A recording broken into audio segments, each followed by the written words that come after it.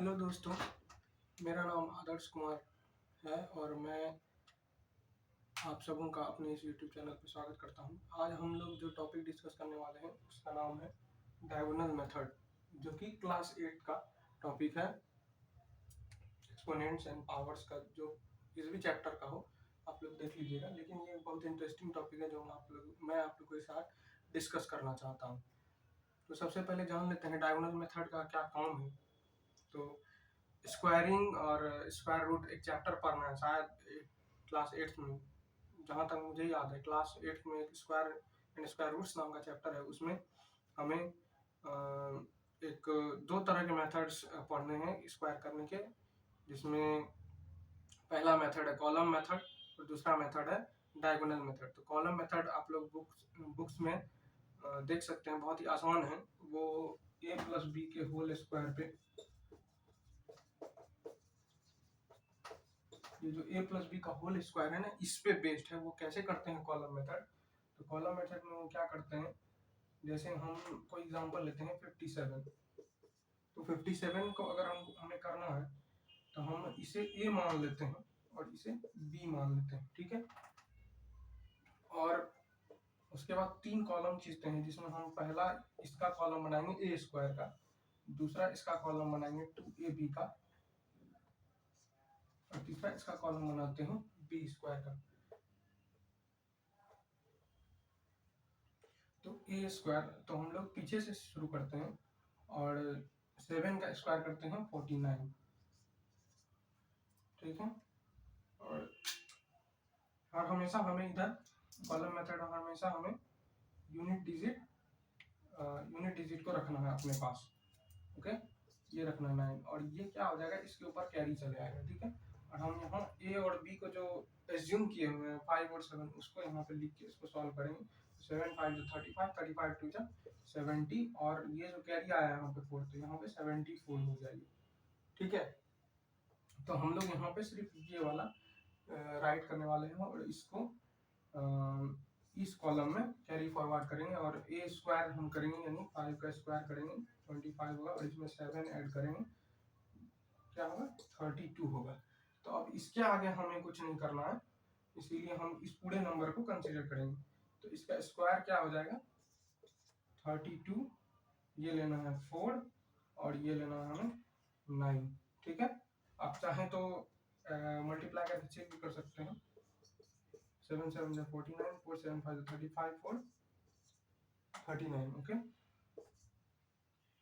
And 5 7 जा 35, 3 5 7 5 5 जा 25, 3 28, okay.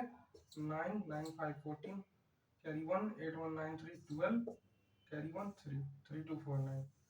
You can check this answer by your self multiplication. तो इस ये क्या है, ये एक कॉलम मेथड का, ये कॉलम मेथड का प्रोसेस था जो कि आप लोगों को पढ़ना है square and square root chapter में। और हम लोग अब अभी जो डिस्कस करने वाले हैं वो है डायगोनल मेथड। ये भी स्क्वायरिंग करने का ही एक मेथड है जो बहुत इंटरेस्टिंग है, और इसमें सावधानी रखने की बहुत ज़्यादा ज़रूरत पड़ती है। वो क्या है वो मैं आपके बताऊंगा जो इस डिस्कस करने वाले हैं। तो तक आप चाहें तो इसको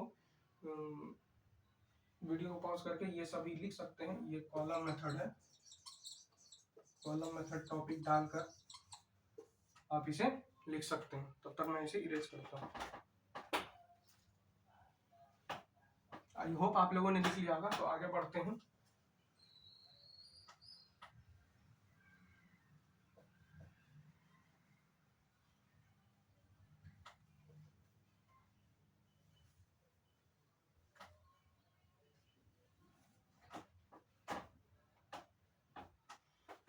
तो डायगोनल मेथड के बारे में आगे जानते हैं। तो हम लोग पहले एक नंबर कंसीडर कर लेते हैं, जैसे कि कोई भी 2 डिजिट नंबर अगर हम पहले कंसीडर करें, जैसे सिंपल नंबर कंसीडर करते हैं जिसका स्क्वायर आप जानते हैं, जैसे 12 का स्क्वायर में भी आप लोग जानते होंगे क्या होता है 144 होता है। तो डायगोनल मेथड में होता क्या है, जितने भी यहाँ पर डिजिट्स हैं हमारे पास, उनको हम एक 4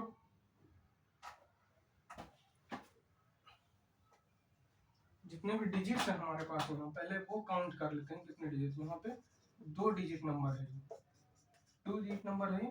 ओके, ये 2 डिजिट नंबर है।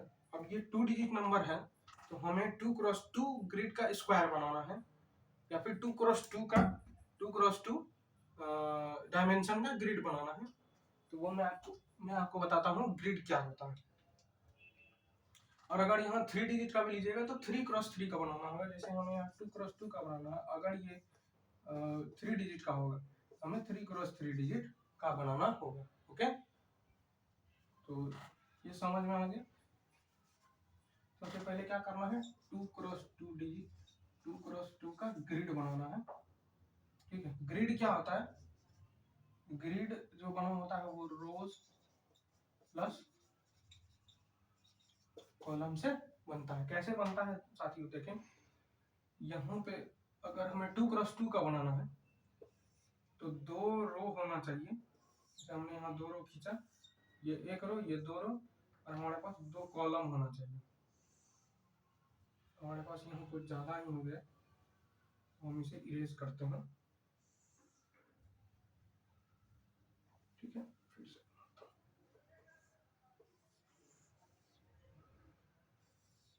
ये 2 रो, 2 रो और 2 कॉलम, पहला ये रो, दूसरा ये रो, ये कॉलम, ये कॉलम। ठीक है, और हम इसी कॉलम के अलोंग इन इसके डिजिट्स को पुट करेंगे, प्लेस करेंगे। जैसे यहाँ पे 1, यहाँ पे 2, यहाँ पे 1, यहाँ पे 2। ठीक है, दूसरा स्टेप ये था। ग्रिड किस तरह फॉर्म करना है और किस तरह डिजिट प्लेस करना है ये आप समझ गए होंगे। ठीक है, उसके बाद अब क्या करना है, यहाँ जो जितने भी आपको सेल्स दिख रहे हैं इन सभी सेल्स में डायगोनल आपको डायगोनल ड्रॉ करना है from lower corner to upper corner, ताकि डायगोनल हम बना सके। कि जिस तरह आप डायगोनल खींचते थे पिछले क्लास में उसी तरह हमें यहाँ खींचना है। जैसे इस कॉर्नर से इस कॉर्नर को मिलाया, इस कॉर्नर से इस कॉर्नर को मिलाया, इस कॉर्नर से इस कॉर्नर को मिलाया, इस कॉर्नर से इस कॉर्नर को मिलाया। ओके, तो ये तीसरा स्टेप था। उसके बाद क्या करना है मैं आपको बताता हूँ। उसके बाद इन सभी डिजिट्स को एक एक करके, ये कॉलम डिजिट हुआ और ये रो डिजिट हुआ, है ना, ये कॉलम डिजिट हुआ और ये रो डिजिट हुआ, इन सभी को एक एक करके मल्टीप्लाई करना है और इस डब्बे में लिखना है, रेस्पेक्टिव डब्बे में उसे लिखना है। कैसे लिखना है मैं आपको बताता हूँ।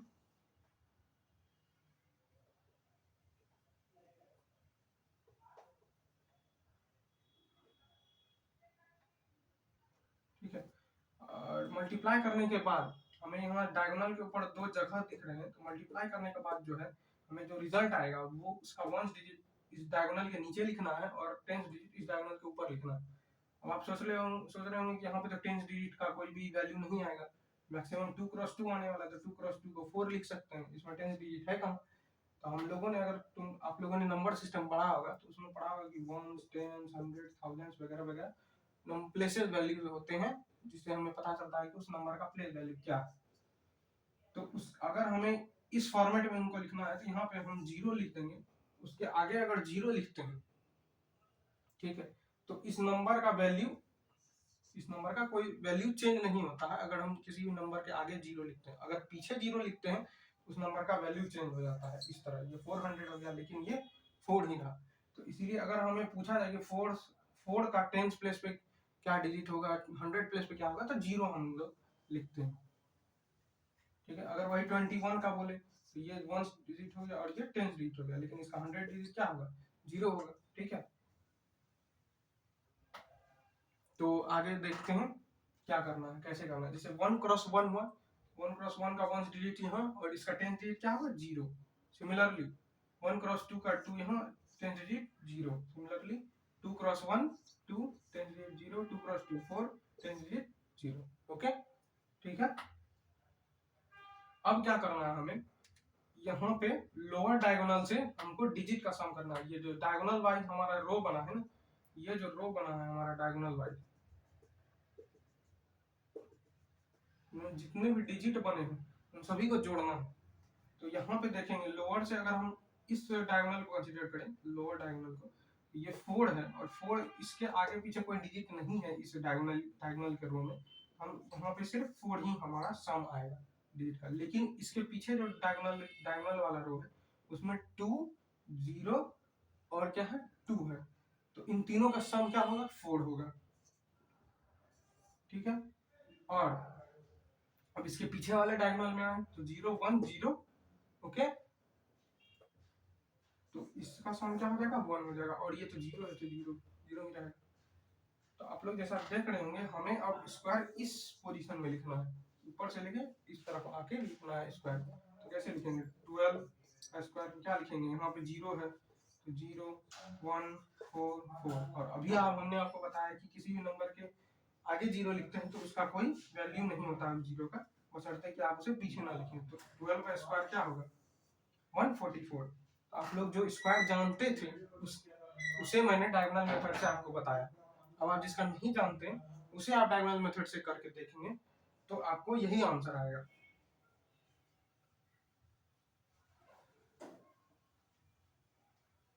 तो अगर आप लोग चाहें, अगर आप लोग इंटरेस्टेड हैं तो आप लोग 59 का स्क्वायर बना सकते हैं, 69 77 88, ओके, एंड 93 65, ओके, इन सभी का स्क्वायर्स आप ट्राई करें ताकि आपको ये प्रोसेस जो है, ये जो मेथड है डायगोनल मेथड ऑफ स्क्वायरिंग वो क्लियर हो जाए। आइए हम और एक एग्जांपल लेते हैं जिसमें हम 3 डिजिट अब लेने वाले हैं।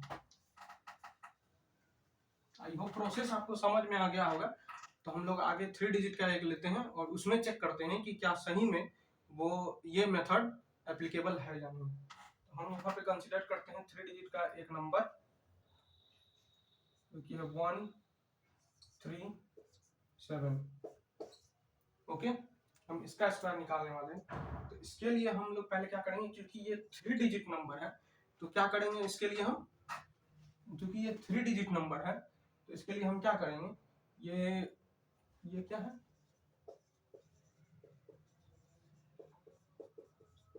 ये एक 3 डिजिट नंबर है तो इसके लिए हम लोग क्या करेंगे 3 क्रॉस 3 का ग्रिड बनाएंगे, ओके। तो 3 क्रॉस 3 का ग्रिड कैसे बनाएंगे, 3 रो होना चाहिए हमारे पास, 3 रो, सॉरी,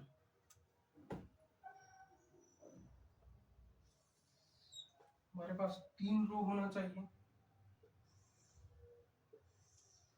3 कॉलम भी होने चाहिए। तो ये 2 रो बन गया और एक रो और बनाते हैं, तो ये हो गया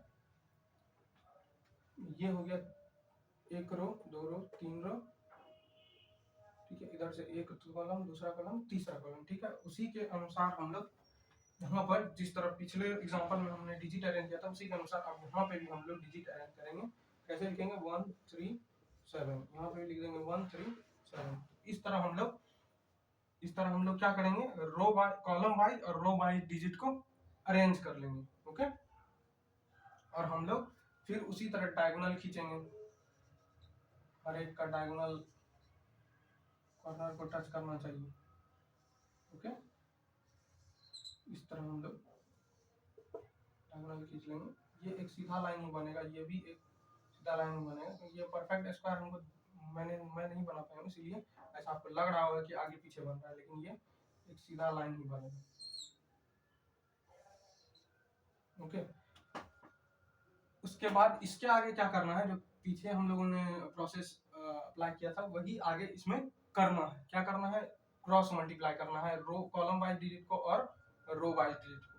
तो मैंने प्रोसेस बता चुका हूँ क्या, कि जो भी मल्टीप्लाई करके जो भी डिजिट्स आएंगे या फिर नंबर्स आएंगे उसका 1st डिजिट लोअर डायगोनल में लिखना है और 10th डिजिट कहाँ लिखना है, अपर डायगोनल में, ओके। आई होप यहाँ तक आपको समझ में आ रहा हो। 3 डिजिट है तो ज़्यादा घबराइएगा नहीं, हम लोग इसे सही से करेंगे। तो मैं इसको फटाफट से कर देता हूँ।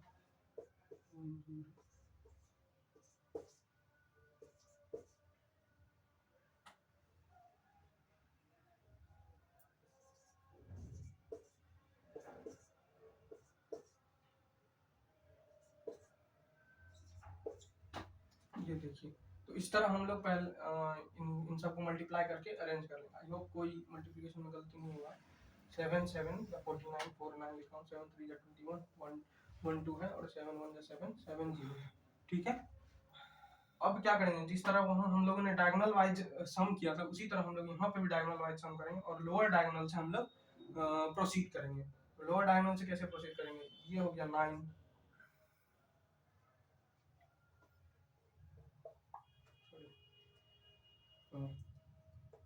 यहाँ पे कोई डिजिट नहीं है तो हम लोगों ने यहाँ पे 9 लिख दिया। और यहाँ पे देखिए इस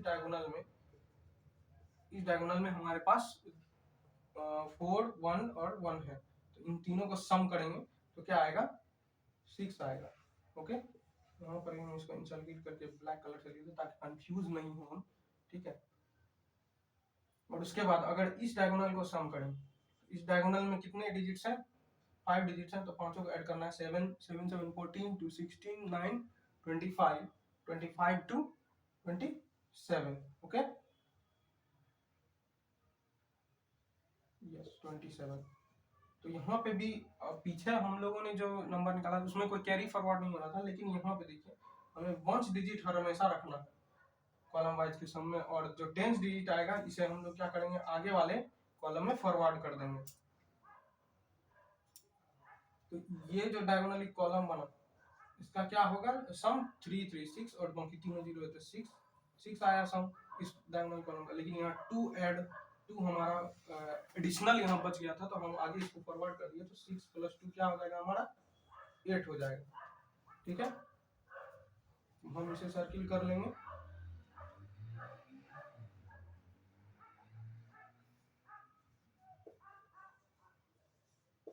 6 + 2 8 हो गया। और आगे प्रोसीड करते हुए हम इस डायगोनल का सम निकालेंगे, तो इसका क्या आएगा, सम 1 आएगा और इसका सम क्या आएगा, 0 आएगा। तो अगर हम इसका स्क्वायर लिखें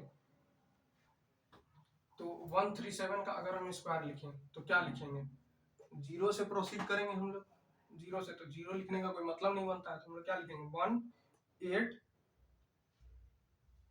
ठीक है, इसका सम 1, इसका सम 8, इसका सम यहाँ पे 7 लिखना है, तो पहले लिख लेते हैं 1 8, यहाँ पर 7, यहाँ पर 6 और यहाँ पर 9, ओके, ठीक है। और कंफर्मेशन के लिए हम लोग मल्टीप्लाई करके भी देख लेते हैं,